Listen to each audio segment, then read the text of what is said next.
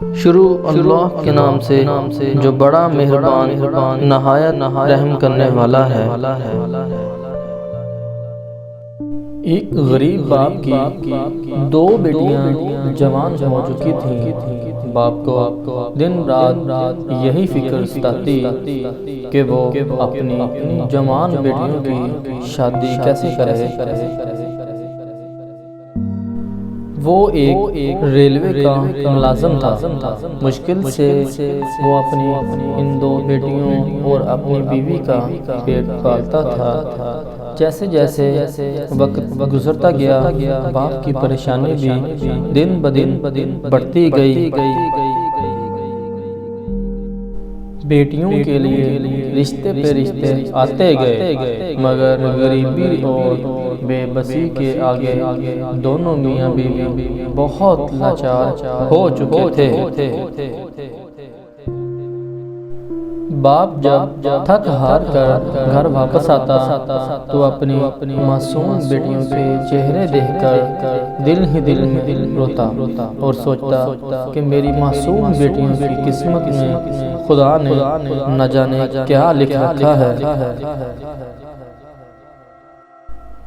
بیٹیاں کافی سمجھدار تھیں۔ جب وہ اپنے مجبور باپ کی اس تکلیف کو دیکھتی تو وہ بھی تنہائی میں جا کر اپنی آنکھیں نم کر لیتی۔ انسان وقت اور حالات کے آگے مجبور ہو جاتا ہے۔ ایک دن حالات نے باپ کو اس قدر مجبور کر دیا کہ اس کے ذہن میں ایک خطرناک سوچ نے جنم لے لیا۔ میں ایک ریلوے ملازم ہوں، اگر میری موت ہو جائے تو میری بیوی کو پیسے ملیں گے جس سے وہ دونوں بیٹیوں کی شادی کر سکے گی۔ ادھر بیٹیوں نے بھی کچھ سوچ لیا۔ انہوں نے سوچا کہ آخر ہم اپنے ماں باپ پر بوجھ کیوں بنے۔ صبح کا سورج جب طلوع ہوا تو باپ حسب معمول کام کے لیے نکلا تو کچھ دیر بعد اس کی موت کی خبر آ گئی۔ جب بیوی نے یہ خبر سنی تو سینہ پیٹنے لگی اور اپنی جوان بیٹیوں کو آواز دینے لگی کہ آؤ دیکھو تمہارے بابا نے اپنے ساتھ کیا کر لیا۔ لیکن ماں کے لاکھ آوازیں دینے پہ بھی بیٹیاں نہ آئیں۔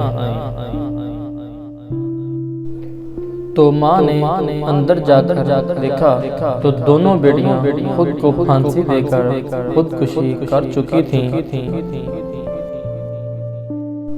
اور اپنے باپ کے نام ایک تحریر چھوڑ گئی جس پر یہ لکھا تھا، کفن ہمارا جوڑا ہے اور قبر ہمارا سسرال۔